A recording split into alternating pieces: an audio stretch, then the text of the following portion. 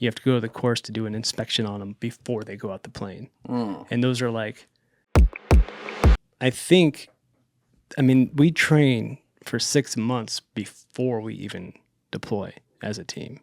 And I think you earn their respect during that time, and then on deployment, you guys are like living together, right? Because when you're training, you do training trips and you go home and blah, blah, blah. But you really don't really know somebody until you live with them. And you're living with people for 6 months. 2 to a room, or 3 to a room, 4 to a room, or maybe you have your own little room, but like communal space, everything, kitchen, living room, like whatever. That's when you really earn the respect, is like you can operate as a teammate, both on and off the battlefield, living and working. So you gain a little bit while you're getting through workup your 6 months before you deploy, but it's overseas. Yeah, is when they're like, okay, you're good to go. Is that where you kind of start to develop lifelong bonds, if you will? Yeah, 100%. Yeah. And you didn't have, as you said, you didn't have any guys from your class with you, so you're meeting all new guys, and you're kind of like the rookie out there. Yeah, I mean, there was a couple other new guys that were a class before me. So, I mean, we're like, hey, we're the 2 new guys. Let's make sure the trash is picked up. And then, right. Yeah. So at the end of it was 6 months, that deployment? Is that right? So at the end of 6, do they send you back to Coronado and just say, like, you're required to chill here for a while? Or at this time, are they possibly giving you the choice of, like, hey, do you want to stay for a second deployment or something like that? So what's unique about the SEAL teams is that we do cyclical training. So you get back from deployment, you have some time off, you go to schools, individual schools, like, I want to go to sniper, I want to do this. Okay. You come back from that, and then you start the cycle over again. 6 months working together, doing diving, room clearing, blah, blah, blah, what each of the phases of training. And then once that's over, you deploy again. But unless a guy's got like 10 deployments and he's going to have a newborn, no one's asking to leave. People get, right. It's like pulling teeth, like, hey, we need guys to leave the platoon and go to a training command. They're like, fuck that, dude. But some guys are like, hey, I've got a million deployments. My wife and kids are ready to leave me. I got like, okay, go do, I get it. But that's like different. Being a young single dude, I'm like, fucking leave me over here. Yeah. Like, let's go. And you're what, like 20 at this time? 20, 21, yeah. Yeah, so you're young. You got I everything don't give a shit. Let's go, yeah. But when you do go back, like, what specialty did you pick up the first time? So a breacher, and then that was it, man. Just breacher, and I became a sniper much later on in my career. So when you came back, you didn't do one of those schools? No, I had to do all the non-fun schools, like static line jump master, dive supervisor. That's like static line jump master. Yeah, that's a new one. It's just when guys are getting ready to do a static line jump, which we don't even do anymore, you have to go to the course to do an inspection on them before they go out the plane. And those are like the mandatory new guy schools I kind of skipped out on. So I had to go backfill all those kind of administrative, not very sexy schools. The paint drying classes. Yeah. Yeah. Okay, so you do that. You do a workup. Now you ended up, as we said, on other SEAL teams. Are you still on SEAL Team 5 at this point? Still at SEAL Team 5. My buddy goes, hey, I want to screen for SEAL Team 6. And I'm like, I haven't really heard about it. And the things I had heard about it, which is obvious to me now, were from disgruntled members that aren't at SEAL Team 6. They had screened and got rejected. So anytime I heard that come up, I was like, oh, it's not cool. And my buddy, best friend, he's like, I'm going to do it. I'm like, oh, fine, I'll do it with you. So we worked out, and we screened, and we both got picked up.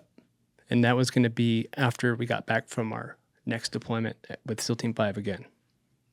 What makes SEAL Team 6, like everyone out there knows that team more than any other, partially because of the Bin Laden raid, but like what makes them this whole like different thing? The selection process and the funding. The funding? Yeah. Can you explain that? So funding equals training opportunities, and training opportunities equal skill sets. Yeah. Right. So you have to be selected to even try out. And the pace of that course is so fast. If you make a Monday mistake on Monday, that's fine. But if you make a Monday mistake on Tuesday, you're gone. Like, they don't slow the train for anybody. So you have people who can just process information so fast and learn so quick, and not just regurgitate it and forget it, like learn it, know it, and done. And then the funding and training and the tempo of deployments to actual combat is much higher, so you have a bunch more experience.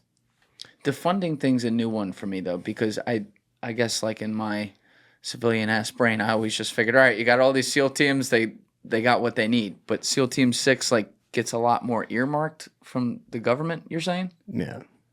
When did that start?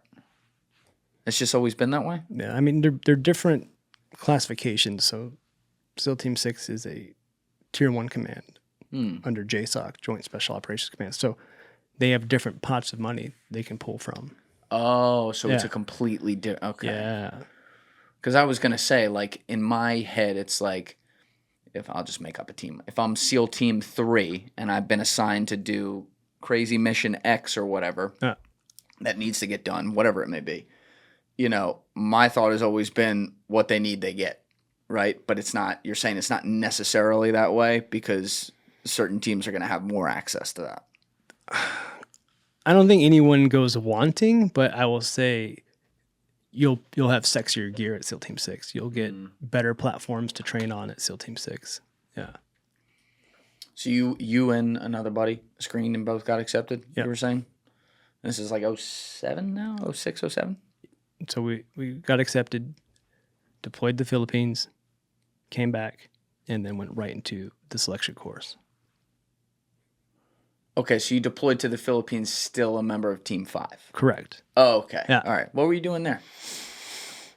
Doing some like weird intel stuff. There's some bad guys down on the southern island chain, down in Holo between Philippines and Indonesia. There's a couple groups. There's MNLF, Muro National Liberation Front, Abu Sayyaf group, and MILF. And terrorists, bad guys. And we would just train with the Filipino SEALs, which in Marines, which is some interesting times. You know, we had a little gym outside, and we'd be working out. You know, jungle. We have our shirts off, and they'd all just be posting up, watching like this. And I was like, "What? Okay." It was wild, man. I was like, "All right, man." Are they any good? Yeah. I mean, it's crazy. They're like, "Hey, go teach them jungle warfare." I'm like, "Motherfucker, these guys live here. What am I going to teach them?" Okay, sure. Like, stupid. Yeah. Thank you for watching the video, guys. If you haven't already subscribed, please smash that subscribe button and check out this clip's full podcast episode by clicking here or in the description below.